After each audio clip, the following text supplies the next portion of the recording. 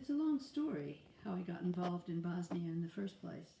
Probably because I was raised Quaker in a Quaker family in Richmond, Indiana in the 40s and 50s, and my upbringing was completely in accord with working for peace and understanding that war and conflict are not functional ways of solving our problems. Certainly I grew up with that.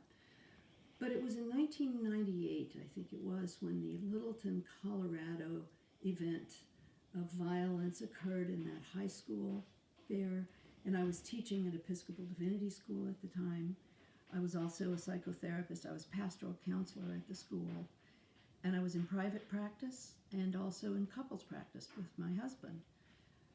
We had a home on Martha's Vineyard, and we lived in Littleton, Mass. So clearly I had a very satisfying and full life, but the violence that was erupting in our country really got to me, and it made me feel as though I needed to do something more than I was doing. I was working peripherally, helping to solve conflict with couples, for example, or even with individuals, but I had to get involved in some way with the healing of violence in our country and our world.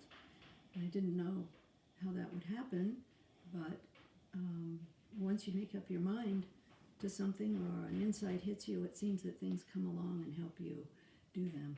Shortly after that, a friend of mine recommended that I go to the Forum, which is it's a branch of EST, much less severe than EST, but nonetheless it was a rigorous training, and when David and I went to the Advanced Forum, we were helped to hone in on what we stood for.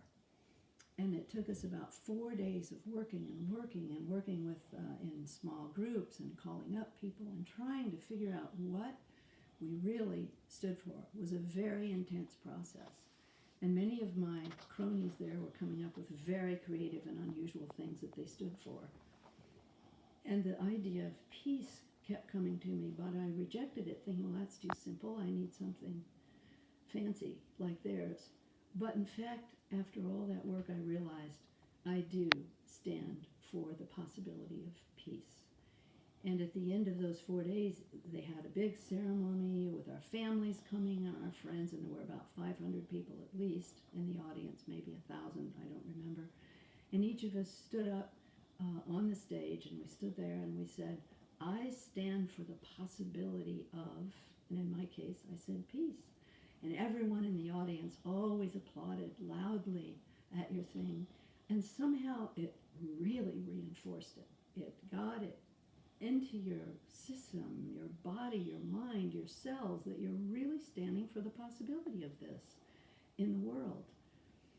I believe now, looking back on that moment, that it very much represented what is called setting an intention. But at the time, I didn't think of it that way. Merely stood for the possibility of peace. After that, a dear friend, Olivia Hoblitzel, invited me to her house where she was having a fundraiser for the Karuna Center, the Karuna Center for Peacebuilding. Karuna is spelled Karuna, and it means compassion in Sanskrit.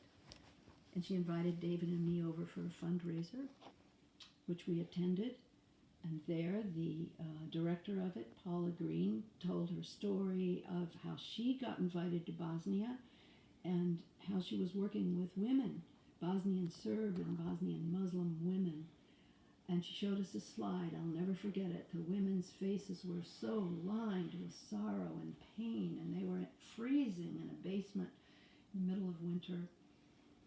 And I was seated across from Paula at the dinner table, and I reached across the table, very uncharacteristic of me, to reach across the table to someone I didn't know. And I said, Paula, take me with you to Bosnia.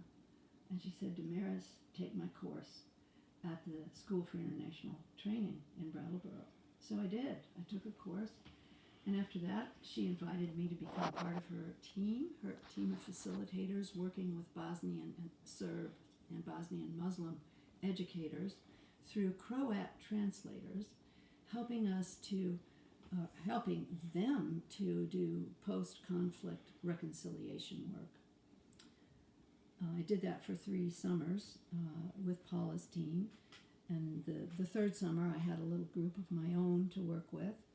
And honestly, it was the most engaging, most compelling, most inspiring, and most difficult work of my whole life. I also found myself amazingly happy over there. I guess it was because we were really in the thick of it. There were no lies, there was no pretense, there was no materialism. We were really engaged with the most profound issues of life, such as how do you get past something like a genocide? How do we get past war? How do we forgive? Not that we ever mentioned the word forgiveness, by the way, we never did. But it was a question in the back of my mind, like how do we get past such things? So after my 3 summers of working there, I went back for a seminar in Sarajevo where I met some more amazing Bosnians. I had met amazing Bosnians in our trainings. And at that moment, the idea for this book was born. I knew I wasn't finished, or this project wasn't finished with me. I had to go back, and I thought, well, I'll write a book about it. Of course, I had no idea what that actually was going to mean. I just knew at the time that I wanted to know how they made it through.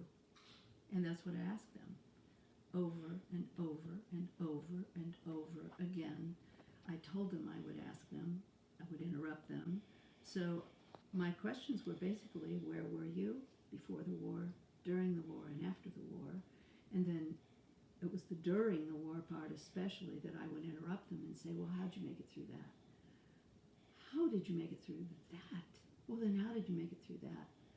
And then later I realized they actually had told me. And that's how I got into the project and the very beginnings of it.